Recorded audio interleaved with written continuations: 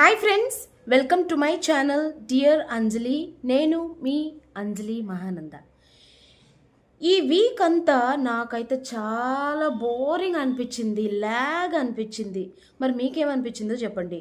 ఈ మహారాజా రాణిలు, ఆ తర్వాత భటులు, కమాండర్స్, ప్రజలు, ఇదంతా చాలా బోరింగ్గా అనిపించింది నాకు. ల్యాగ్ అనిపించింది. ఎప్పుడెప్పుడు ఈ వీక్ అయిపోతుందా అన్న ఫీలింగ్ వచ్చింది. మరి మీకేమనిపించిందో చెప్పండి. మధ్య మధ్యలో ఫన్ అయితే ఉంది. సుమన్ శెట్టి, ఇమాన్యుయల్ వీళ్ళ ఫన్ జనరేట్ అవుతుంది, కానీ నాకు పెద్దగా అనిపించలే. మధ్యలో వచ్చిన గేమ్స్ కావచ్చు, కమాండర్స్ రాణి రాజులుగా అవ్వడం, లేదా రాజు రాణి కమాండర్స్ కావడం, ఇవన్నీ ఓకే.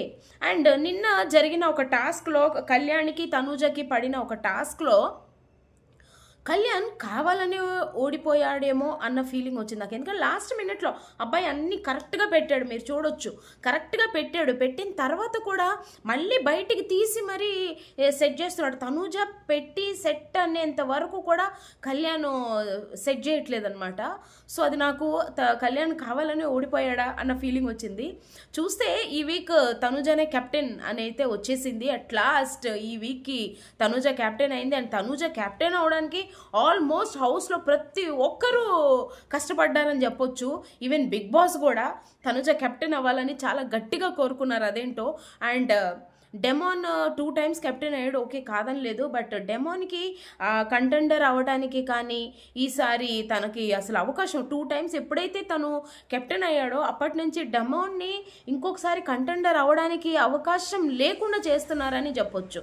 ఎందుకంటే ప్రతి వీక్ తనుజ కంటెంట్ అవుతూనే వచ్చింది, చూడొచ్చు మనం. లాస్ట్ వీక్ ఇమాన్యుయల్తో ఆడేటప్పుడు క్యాప్ టాస్క్ ఏదైతే ఉందో ఆ టైంలో కూడా కంటెండర్ అయింది. అండ్ దివ్యతో ఉన్నప్పుడు కంటెండర్ అయింది. ప్రతి వీక్ కంటెండర్ అవుతున్న తనుజకి పడ్డ ఓట్స్ డెమోన్ పవన్కి పడట్లా. అంటే తనుజ ఎలా అయినా కెప్టెన్ అవ్వాలని మొత్తం హౌస్ మొత్తం కోరుకున్నారు. అండ్ ఆడియన్స్ కూడా గట్టిగా కోరుకున్నట్టున్నారు. సో ఎట్టకేళ్లకు ఈ వీక్ కెప్టెన్ తనుజ అని చెప్పొచ్చు. అండ్ ఇవాళ ఒక ప్రోమో వచ్చిందండి. నిజంగా అసలు బిగ్ బాస్ మామూలు బిగ్ బాస్ కాదు.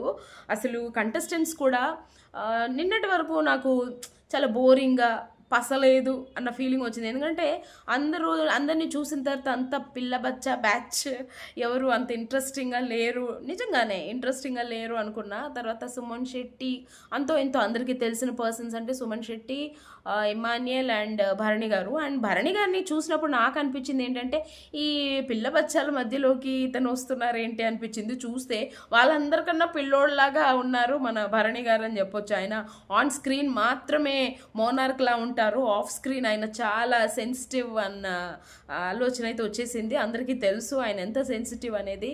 సో భరణి గారు రియాలిటీలో మోనార్క్ కాదు, చాలా ఇన్నసెంట్ అండ్ సెన్సిటివ్. ఆయన ఏమి డబుల్ గేమ్ ఆడట్లేదు, ఆయన అంతే. ఆయన మనస్తత్వమే అంతా, ఆయన బిహేవియరే అంతా.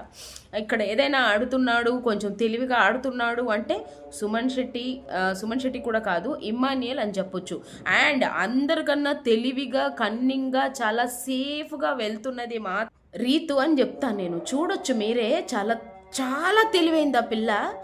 డెమాన్ పవన్ లాంటి ఒక పవర్ఫుల్ పర్సన్ని ఒక పక్కన పెట్టుకుంటూ టాస్క్ల విషయంలో కావచ్చు తను కూడా ఆడుతుంది, కాదనట్లేదు. చాలా తెలివిగా వెళ్తుంది. ఒక చిన్న బాండింగ్ పెట్టుకొని ఎవరు దృష్టి తన మీదకి మళ్ళకుండా వచ్చినా కూడా దాన్ని కొట్టి పారేస్తూ అవును అయితే ఏంటి అని వెంటనే భరణి గారు కావచ్చు, తనుజ, దివ్య వీళ్ళ బాండింగ్ గురించి మాట్లాడినప్పుడు వాళ్ళు వెంటనే స్ప్లిట్ అవ్వడానికి ట్రై చేశారు. కానీ డెమాన్ అండ్ మన రీతు మాత్రం అస్సలు తగ్గేదేలే. వాళ్ళు ఎలా ఉన్నారో అలా ఉన్నారు. ఇంకా అంతకంత వాళ్ళ బాండ్ అనేది పెరుగుతుందనే చెప్పొచ్చు.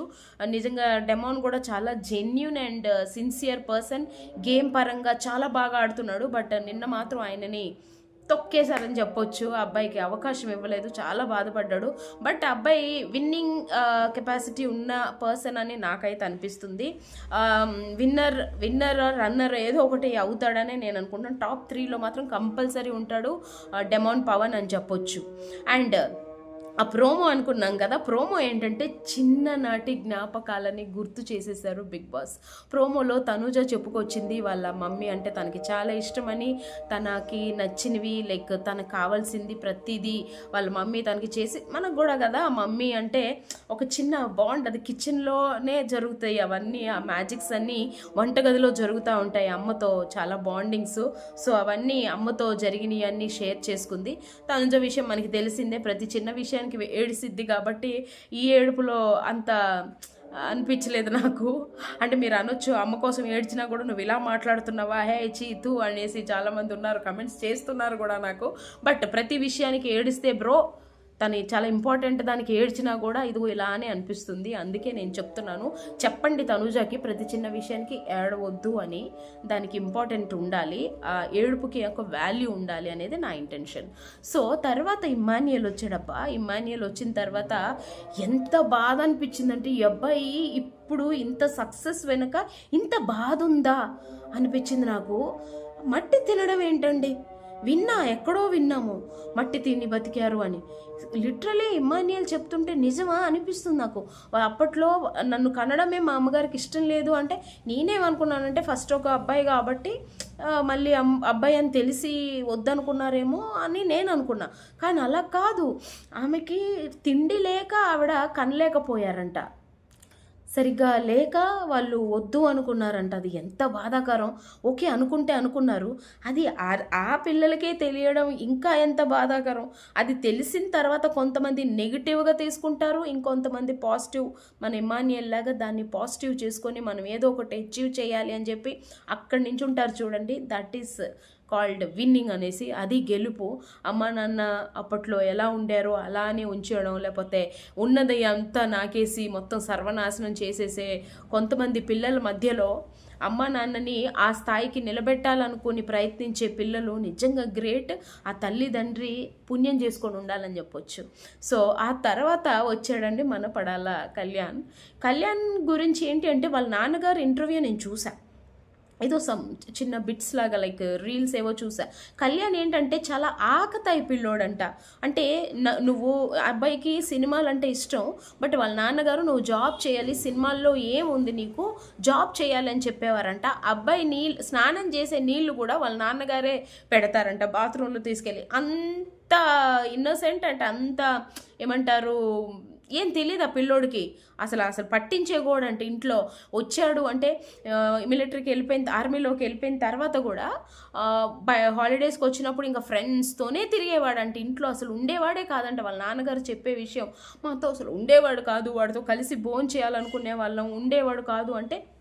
నేను ఇంకేంటో అని చూస్తే అసలు అబ్బాయికి తెలీదు, అవగాహన లేదు. అమ్మ నాన్నతో కలిసి భోంచేయాలి, కలిసి ఏనన్నా ఉండవా రావా అని పిలిస్తే నేను వచ్చింది నా ఫ్రెండ్స్తో స్పెండ్ చేయడానికి, ఇప్పుడు కూడా ఇంట్లోనే ఉంటే అలా, రాత్రికి వస్తాను కదా, ఇలా మాట్లాడేవాడంట.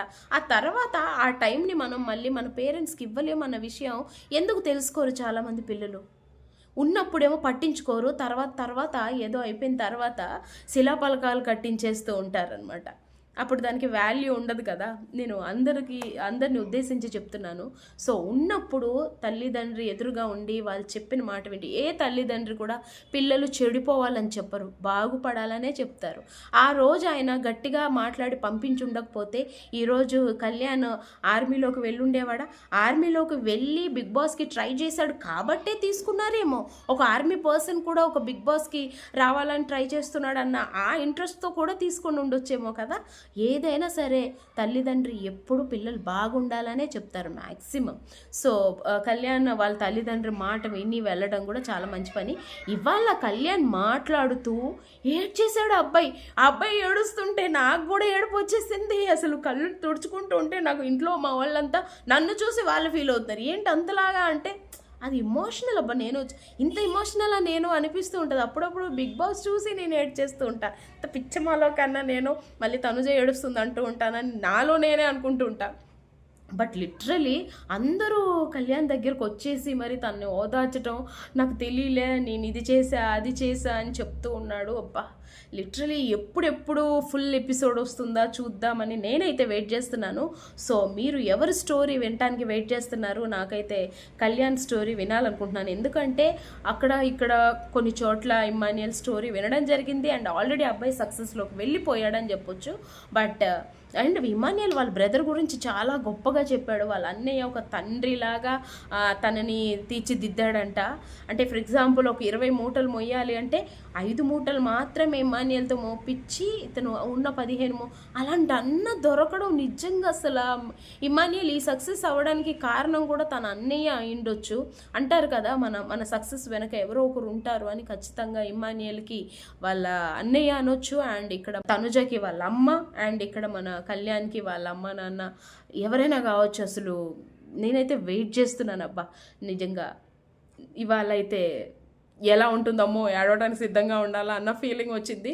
ఇంకా ఉన్న వాళ్ళ స్టోరీస్ ఎలా ఉంటాయో చూడాలి. మరి మీకెవరు స్టోరీ వినాలని ఉందో కమెంట్ చేయండి. Thank you.